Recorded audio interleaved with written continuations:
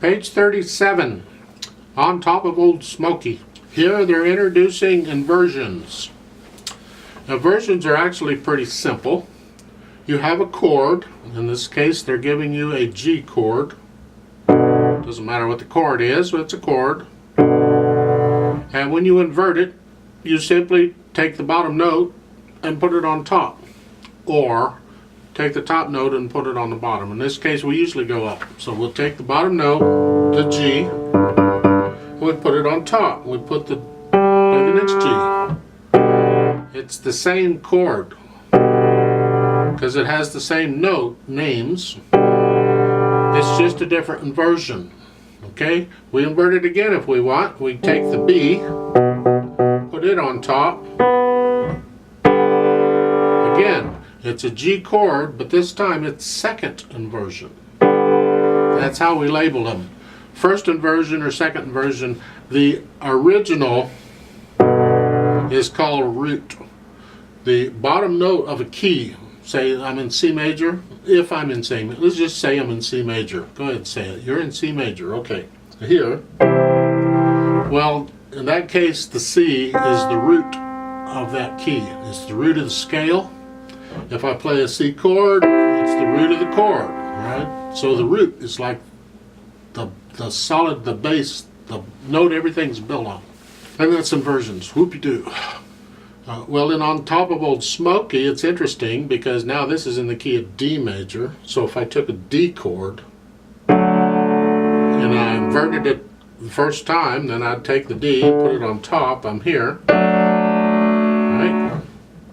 That's a D chord, first inversion. I can invert it again, taking the F sharp, putting it on top, here. That is a D chord, second inversion. Okay? The original is the root. If you're going to improvise, you need to know this. It doesn't hurt to know it anyway because we talk about it a lot. And this way you'll have at least some idea what we're talking about. They're introducing a couple new notes, a G and a B in the bass. You'll find those eventually, I'm sure. It's up to you to just know them, all right? Know them on the staff, know them where they are on the keyboard. They're also introducing what they call a double tie. I don't call it a double tie, I just call it, it's just another tie. You see, when you tie two notes together, you can only do two notes at a time, and that's the kicker. Because if you had three notes and you wanted to tie them, if you put the curve under all three notes, it's not a tie anymore, it's a slur. You'd have to play all three notes. So if you have three notes and you want to tie them, you have to use multiple ties between each pair of notes. And you can tie any number of notes together. So the question is, why have the tie? Why don't you have one note that you can say this is this many beats? Well, because music theory won't let you do that because of the time signatures. You can only have so many beats in a measure.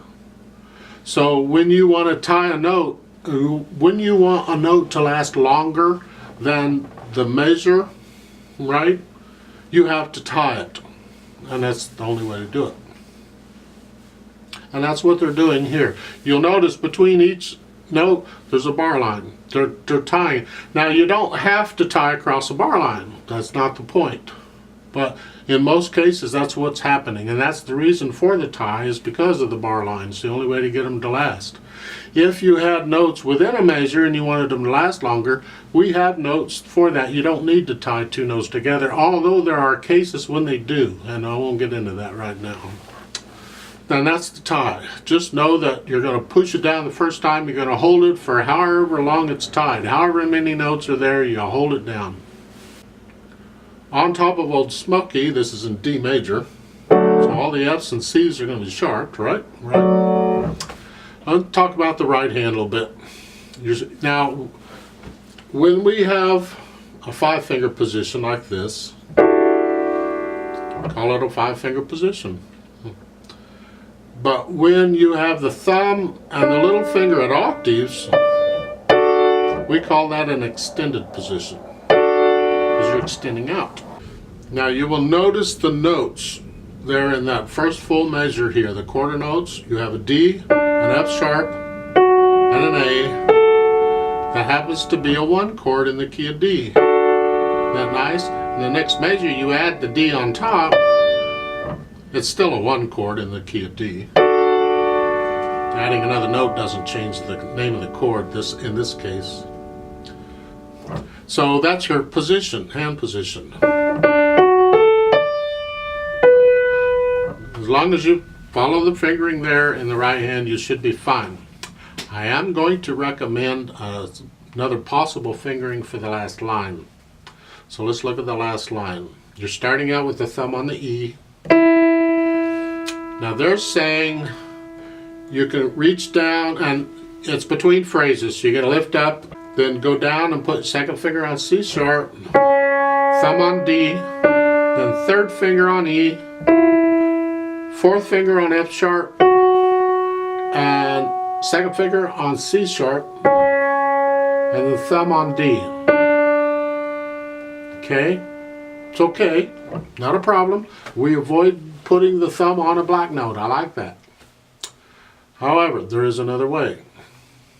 Start out with the thumb on the E, then you go down and put second finger on C sharp, just like it shows.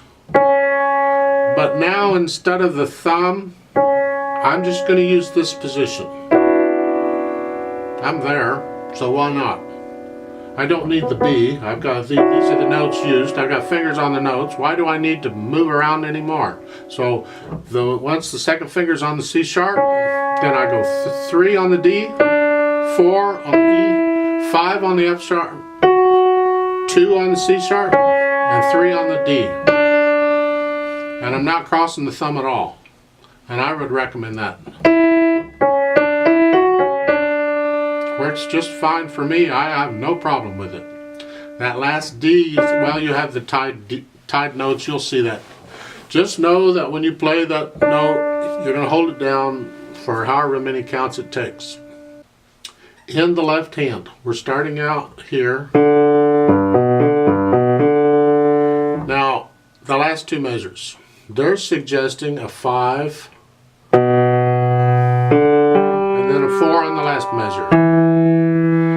The reason for the 4 is so you're in position for the next measure. The first measure, the second line, it's a here. That's okay. That's okay. The last two measures, so the piece there at the bottom in the left hand, it's a 1. They're saying a 2, a 1, and then a 5, 3, 2 for the chord. And I agree, I like that. The tendency is to want to put a thumb on. Yeah, that's very amateurish. That's very beginnerish. You're not exactly a beginner anymore once you reach this level. It's time to move on. So you're here to here. So you're going to be getting more involved fingering techniques as thing, because the music's going to get more involved. You need these techniques to play it well. So let's try this together. 3/4 time with a pickup. So I'm going to give us 2 counts. And we will come in together. The melody here is in the right hand, so you bring out the melody. And the phrasing. Remember, at the end of a phrase, just lift up, and the beginning of a phrase, just put back down is fine. So, right hand is here, left hand's here. All right, here we go. Ready, go.